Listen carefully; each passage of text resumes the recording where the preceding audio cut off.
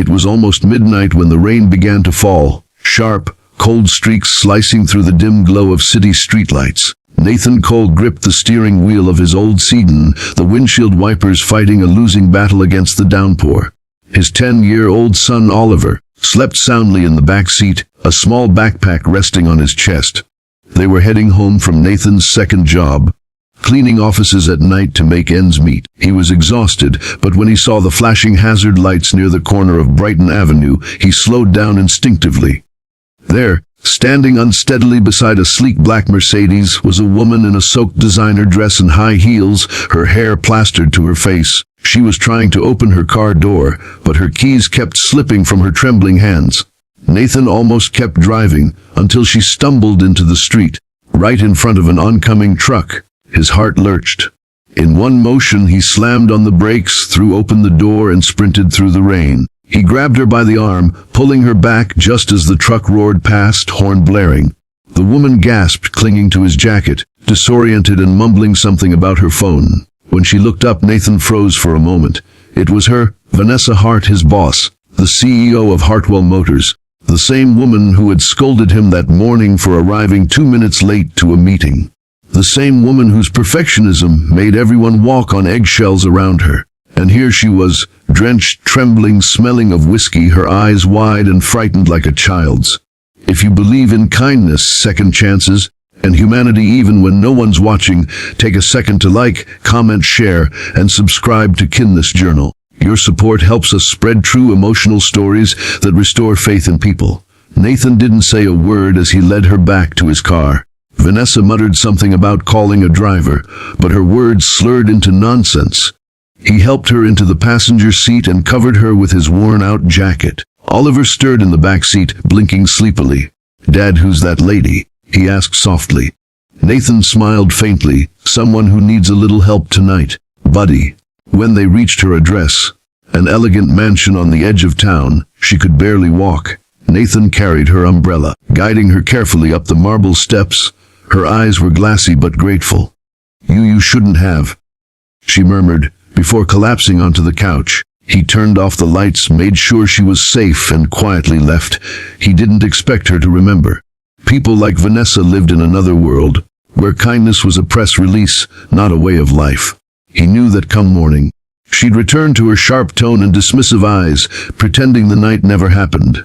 But he was wrong. The next morning, as Nathan entered the Hartwell Motors lobby, the air was unusually tense. Whispers followed him as he walked toward the maintenance desk. Then the elevator doors opened, and out stepped Vanessa. She looked different today, composed, yes, but her gaze was softer, her voice lower. "Mr. Cole," she called out. Every head turned. Nathan stopped, uneasy.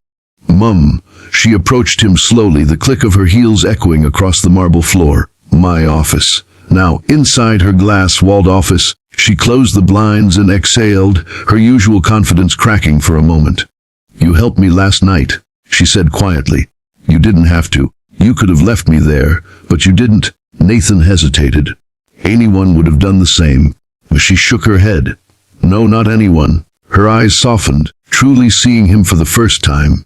"You saved my life, Mr. Cole, and I don't even remember saying thank you." He didn't know how to respond. He simply nodded, murmuring that he was glad she was safe. She studied him for a long moment before asking, "You have a son, don't you?" "Oliver." Nathan blinked. "How do you?" "I checked your file," she admitted.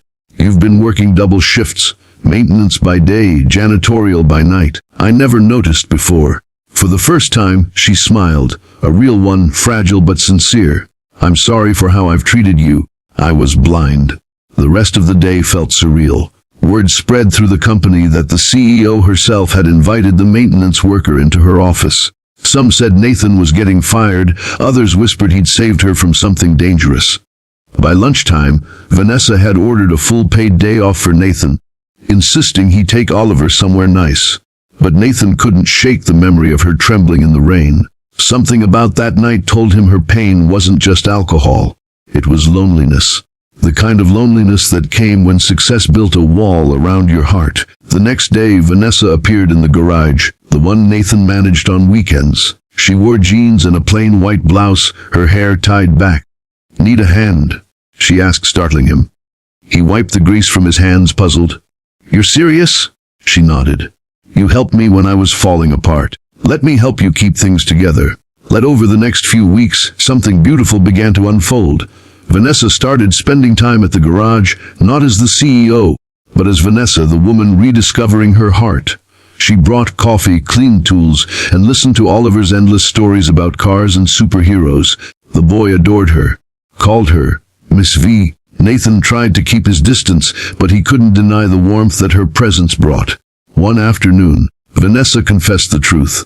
"The night you found me," she said, "sitting on a toolbox, I wasn't just drunk.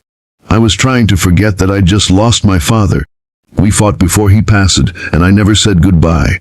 Her voice cracked, tears filling her eyes. "You pulled me out of more than just a street, Nathan. You pulled me out of a dark place I didn't think I could escape." Nathan felt his throat tighten. "You're stronger than you think, Vanessa." She smiled weakly. "No, I just met someone who reminded me what strength really looks like." Their connection deepened with each passing day. Vanessa found joy in small things again. The smell of engine oil, Oliver's laughter, Nathan's quiet jokes. She began using company funds to start a program called Hartwell Hearts, offering single parents job flexibility and scholarships for their children. When she announced it, she credited a man who believed in kindness when no one was watching. That man, standing in the back of the hall, tried not to cry. But life, as always, wasn't done testing them. A week later, Nathan was offered a position in another city, better pay, better hours. It was the chance he'd prayed for, but it meant leaving behind the woman who'd changed his life as much as he'd changed hers. The night before his decision, Vanessa came to the garage one last time. The setting sun painted her face in amber light. "So," she said softly, "you're leaving." He nodded. "It's for Oliver. He deserves a better future." She stepped closer. "You've already given him one. You gave me one too." Her eyes shimmered, but she didn't cry. "Promise me something, Nathan. Don't ever stop being who you are. The man who saves people even when they don't deserve it." He wanted to speak, to say the words that burned inside him, but instead, he just smiled and said, "Take care of yourself, Miss V." As he drove away the next morning, Oliver looked out the window and waved.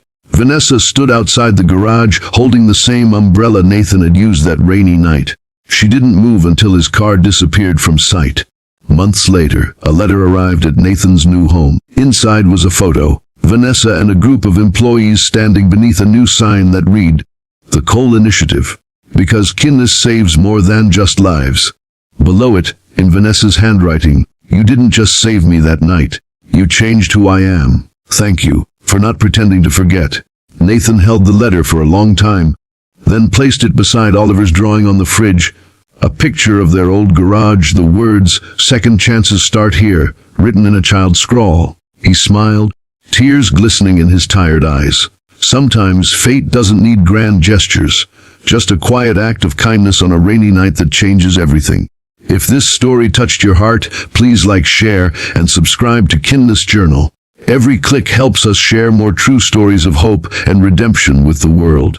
Special request: comment below. I believe in second chances. If you think kindness still has the power to change lives,